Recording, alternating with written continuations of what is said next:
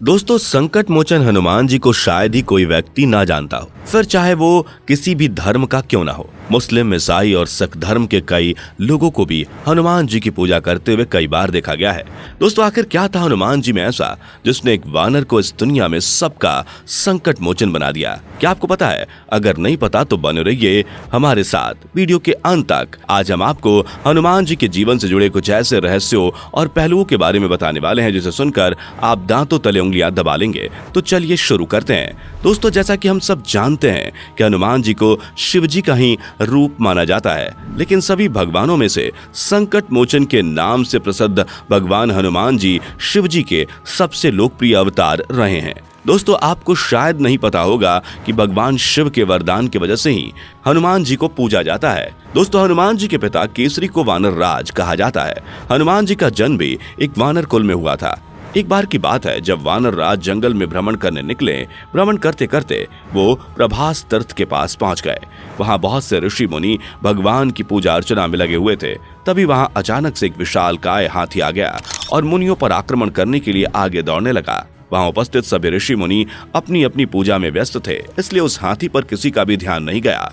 उस समय वहां पर ऋषि भारद्वाज भी अपनी तपस्या में लीन थे और वो हाथी ऋषि भारद्वाज की तरफ ही दौड़ा चला जा रहा था। तभी वहां पहुंचकर वानर राज ने उस हाथी के दोनों दांतों को उखाड़ फेंका और उसे मार दिया। इससे प्रसन्न होकर ऋषियों ने उनसे वरदान मांगने को कहा। तब वानर राज केसरी ने वर मांगा, हे प्रभु, मुझे एक ऐसा पुत्र प्रदान करें जिसमें पवन के समान पराक्रम और वेग हो, जो रुद्र जैसा बलशाली हो और अपने इच्छानुसार अपना रूप बदल सकता हो।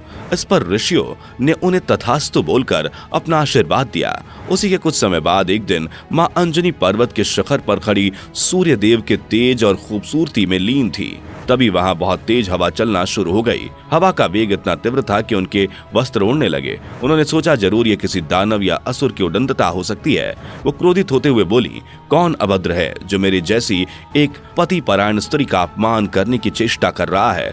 तभी उनके सामने पवन देव प्रकट हुए और क्षमा मांगते हुए बोले कि देवी, मुझे क्षमा करें और शांत हो जाएं। आपके पति को प्राप्त वरदान के अनुसार आपको मेरे समान एक शक्तिशाली पुत्र होगा। इसी वरदान को पूर्ण करने की व्यवस्था से मैंने आपके शरीर को स्पर्श किया है। मेरे स्पर्श के माध्यम से रुद्रदेव का एक अंश भी आपके शरीर में प्रवेश कर चुका है। इसलिए महादेव के अवतार के रूप में आपका पुत्र इस धरती पर जन्म लेगा। जिसके बाद भगवान शिव ने महाबली हनुमान के रूप में वानर राज के यहाँ जन्म लिया। दोस्तों, पुराणों की माने तो हनुमान जी का जन्म आज से करीब 1,85,58,115 साल पहले त्रेता युग के अंतिम चरण में चैत्र पूर्णिमा को मंगलवार के दिन सुबह 6:30 बजे आंजन नाम के एक छोटे से पहाड़ी गांव में हुआ था। हनुमान जी बचपन से ही बलशाली, बुद्धि के तेज, पराक्रमी, निडर और शक्तिशाली थे। उनकी संस्कार शिक्षा उनकी माता अंजना द्वारा हुई और उसके बाद जब वो थोड़े और बड़े हुए तो पवन देव के आग्रह पर उन्हें सूर्य देव के पास शिक्षा के लिए भेजा गया, जहां पर उन्होंने मात्र 7 दिनों में संपूर्ण ज्ञान प्राप्त कर लिया। दोस्तों, सूर्य देव से ज्ञान प्राप्ति के पहले उन्होंने एक बार सूर्य देव को ही फल समझकर खा लिया था। जी हाँ दोस्तों, असल में जब हनुमान बहुत छोटे थे तब एक बार उन्होंने सूर्य को फल समझ लिया और उसे खाने के लिए आकाश में सूर्य की तरफ उड़ने लगे। तभी सभी देवता, कन्या और नाग गंधर्व ये दृश्य देखकर परेशान होने लगे। तभी उन्होंने इंद्र देवता से प्रार्थना की कि आप हनुमान को रोके, वरना हनुमान सूर्य को खा लेगा। इंद्रदेव ने इस हनोनी को रोकने के लिए अपने वज्र से हनुमान जी पर वार कर दिया। इंद्रदेव के वज्र के प्रहार से मूर्छित होकर हनुमान जी धरती पर गिर पड़े। हनुमान जी वायुपुत्र हैं, इसलिए ये सब देखकर वायुदेव क्रोधित उठे और उन्होंने संसार में बहने वाली समस्त वायु को रोक लिया। अब कोई व्यक्ति और देवता सांस नहीं ले पा रहा था। इस घटना से सभी में हाहाकार मच गया और सभी देवता दौड़कर परमपिता ब्रह्मा जी के पास गए और उनसे पूरी बात बताई। तब ब्रह्मा जी ने हनुमान जी को अपनी शक्ति से पुनः जीवित किया और जीवित होने के बाद वहां उपस्थित सभी देवता गण ने हनुमान जी को बहुत सारे वरदान दिए। भगवान सूर्य ने हनुमान जी को अपने तेज का 100वां भाग देते हुए कहा कि जब इसमें शास्त्र अध्ययन करने की शक्ति आ जाएगी तब मैं इसे शास्त्रों का ज्ञान दूंगा। जिससे शास्त्र ज्ञान में इसकी समानता करने वाला दूसरा कोई नहीं होगा। धर्मराज यम ने हनुमान जी को वरदान दिया कि मेरे दंड से भी हनुमान पर कोई असर नहीं पड़ेगा और ये बालक हमेशा निरोग होगा। कुबेर ने वरदान दिया कि इस बालक को युद्ध में कभी भी दुख या पराजय का सामना नहीं करना होगा तथा मेरी गदा भी युद्ध में इसका वध नहीं कर सकेगी। देवों के देव महादेव भगवान शंकर ने यह वरदान दिया और कहा कि मेरे शस्त्रों का भी इस बालक पर कोई असर नहीं पड़ेगा। देव शिल्पी विश्वकर्मा ने वरदान दिया कि मेरे बनाए हुए जितने भी शस्त्र हैं उनसे ये चिरंजीवी होगा।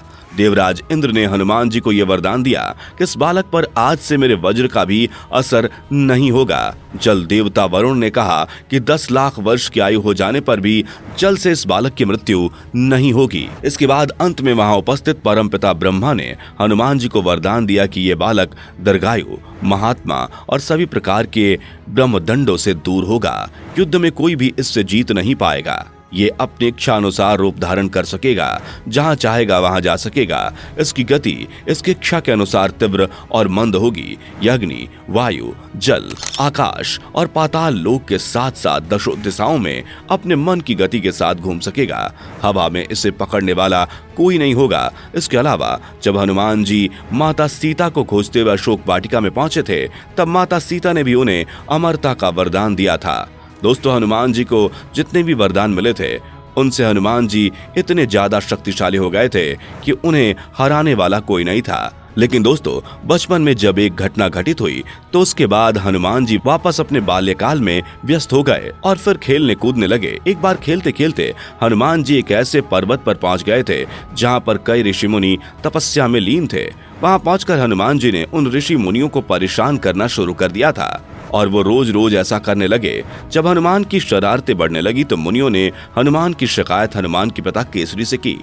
हनुमान जी के माता पिता ने उन्हें बहुत समझाया कि बेटा ऐसा नहीं करते, ये गलत बात है, परंतु हनुमान अपने बचपन में शरारतों से बाज नहीं आए। जिसके बाद एक दिन ऋषि मुनियों ने उन्हें श्राप दिया कि वे अपनी सारी शक्तियां भूल जाएंगे और समय आने पर जब कोई उन्हें उनकी शक्तियां याद दिलाएगा तब उन्हें अपनी शक्तियां याद आएंगी। दोस्तों, आपको बता दें कि जब हनुमान जी की मुलाकात श्री राम और लक्ष्मण जी से हुई तो उन्होंने उनकी सहायता में अपनी पूरी वानर सेना लगा दी थी और चारों दिशाओं में माता सीता को खोजा था। और जब उन्हें पता चला कि माता सीता रावण की लंका में कैद हैं, जो कि एक बड़े से समंदर के दूसरी तरफ है, तब उस समय जामवंत, सुग्रीव और हनुमान जी आपस में संवाद करते हैं कि आखिर सीता माता का पता लगाने समुद्र के उस पार समुद्र को लांघ कर कौन जाएगा। उस समय जामवंत जी ने हनुमान जी को उनकी शक्तियों के बारे में याद दिलाया था कि हनुमान, आप तो 10 दिशाओं में अपनी मर्जी से उड़ सकते हैं और आप इस बड़े से सागर को चुटकियों में